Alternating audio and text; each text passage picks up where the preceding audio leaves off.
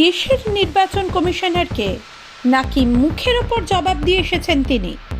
বলে এসেছেন, আপনি মনোনীত, আমি নির্বাচিত, তাই আঙুল তুলে কথা বলবেন না। এরপর একের পর এক সভায় সেই প্রসঙ্গের অবতারণা করে নিজের কৃতিত্ব দাবি করতে দেখা গিয়েছে অভিষেককে। দেশের নির্বাচন কমিশনারকে এভাবে লাগাতার অপমানিত হতে দেখে এবার অভিষেককে নিজের দৌড় বোঝালেন কেন্দ্রীয় শিক্ষা প্রতিমন্ত্রী সুকান্ত মজুমদার। জ্ঞানেশ কুমারের শিক্ষাগত যোগ্যতা মনে করিয়ে অভিষেককে তীব্র কটাক্ষ করলেন তিনি। একই সঙ্গে তৃণমূলের সাধারণ সম্পাদককে কটাক্ষ করে তিনি বলেন, গরু চুরিতে অভিযুক্তের কাছ থেকে বিবেকানন্দের বাণী শুনব না। অভিষেক বন্দ্যোপাধ্যায় যেভাবে লাগাতার দেশের মুখ্য নির্বাচন কমিশনারকে কালিমালিপ্ত করার চেষ্টা চালিয়ে যাচ্ছেন, সম্প্রতি এক সভা থেকে তার তীব্র প্রতিবাদ করেন সুকান্তবাবু। সুকান্তবাবু বলেন,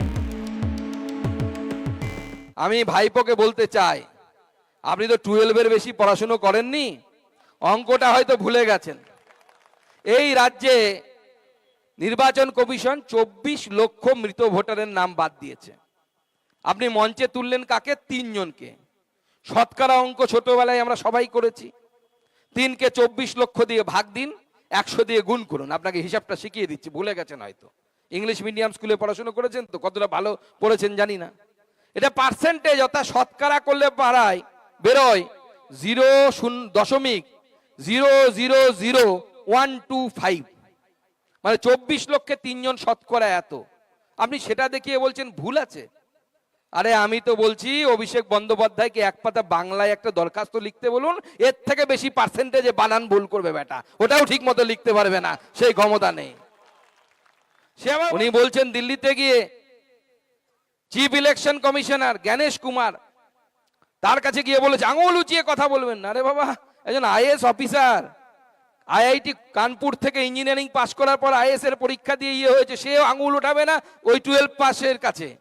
সে নাকি আঙুল ওঠাবে, সে নাকি জনপ্রতিনিধি। আরে ভোট চুরি করে যে জনপ্রতিনিধি হয়েছে তাকে কেউ সম্মান করে না, ভোট জিতে জনপ্রতিনিধি হতে হয়। আপনি 5000-এ ভোট জিতলে পরেও সেই সম্মান আপনি পাবেন, কিন্তু ভোট চুরি করে আপনি বিবেকানন্দ সুকান্ত মজুমদারকে শেখাতে আসবেন। এখানেই থামেননি সুকান্তবাবু। সম্প্রতি তাকে উদ্দেশ্য করে অভিষেকের স্বামী বিবেকানন্দের বাণী শোনানোকেও কটাক্ষ করেছেন রাজ্য বিজেপির প্রাক্তন সভাপতি। এমনকি অভিষেকের মতো গরু পাচারে অভিযুক্তের মুখ থেকে নিজের নাম শুনলে স্বামী বিবেকানন্দ আত্মহত্যা করতেন বলেও বিদ্রূপ করেন তিনি। এবার বলছে সুকান্ত মজুমদার বিবেকানন্দকে বলেছে, এই বলেছে, হ্যান বলেছে। আরে আপনি বুঝতে পারেননি, আরে তার কাছ থেকে বিবেকানন্দ শিখতে হবে যার নাম গরু পাচারে জড়ায়। সুকান্ত মজুমদার 2 বারের এমপি, কিছুদিন হলো মন্ত্রী হয়েছি। বুক ঠুকে বলতে পারি, আমার লোকসভা কেন্দ্র থেকে শুরু করে পশ্চিমবঙ্গের বিভিন্ন জায়গায় একজনও যদি বলে থাকে যে সুকান্ত মজুমদার আমাদের কাছ থেকে 5 টাকা চুরি করে খেয়েছে, আমি রাজনীতি থেকে বিসর্জন দিয়ে দেবো, রাজনীতি বিসর্জন দিয়ে চলে যাব। সে আমাকে বিবেকানন্দ শেখাচ্ছে। আরে বিবেকানন্দ বুঝতে হলে আমি বলছি এই 26-এর পর তো অনেক টাইম থাকবে আপনার, আপনি আমাকে বিবেকানন্দ শেখাতে আসবেন না। আরে গরু পাচারকারী যদি বিবেকানন্দের কথা বলে কেমন লাগবে বলুন তো? আরে বিবেকানন্দ থাকলে পরে তো সুসাইড করে নেবে আপনার কথা শুনলে, যে ভাইপো আমার নাম নিয়েছে মুখে, এই জীবন আমি রাখতে পারবো না, রেল লাইনে বডি দেব, মাথা দেব না। বিবেকানন্দ গান গাইবে, এরকম অবস্থা হবে, আপনার পাল্লাই পড়বে। আর আপনি বিবেকানন্দ নিয়ে বড় বড় জ্ঞান দিচ্ছেন। গত 31শে ডিসেম্বর বেশ কয়েকজন সাংসদকে নিয়ে দেশের মুখ্য নির্বাচন কমিশনারের সঙ্গে সাক্ষাৎ করেন অভিষেক বন্দ্যোপাধ্যায়। সাক্ষাৎ সেরে বেরিয়ে দিল্লির নির্বাচন সদনের সামনে অভিষেক যে দাবি করেন, তারপর তার নৈতিকতা বোধ নিয়ে প্রশ্ন উঠে গিয়েছে। মুখ্য নির্বাচন কমিশনারের সঙ্গে সাক্ষাতের সময় যা হয়েছে বলে অভিষেক দাবি করছেন তা কোনোভাবেই প্রমাণ করতে পারবেন না তিনি। আর তা না ঘটে থাকলেও সেই মুহূর্তের কোনো ভিডিও বা সিসিটিভি ফুটেজ প্রকাশ করা নির্বাচন কমিশনের নীতি বিরুদ্ধ।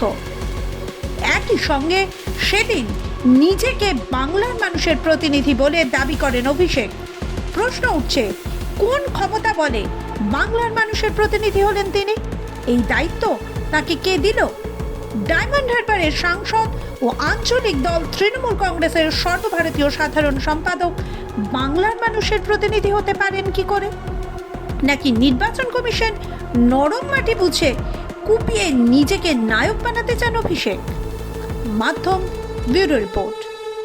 ত্রিপুরা এক অপরিসীম সৌন্দর্য ও সমৃদ্ধ মিশ্র সংস্কৃতির ভূমি।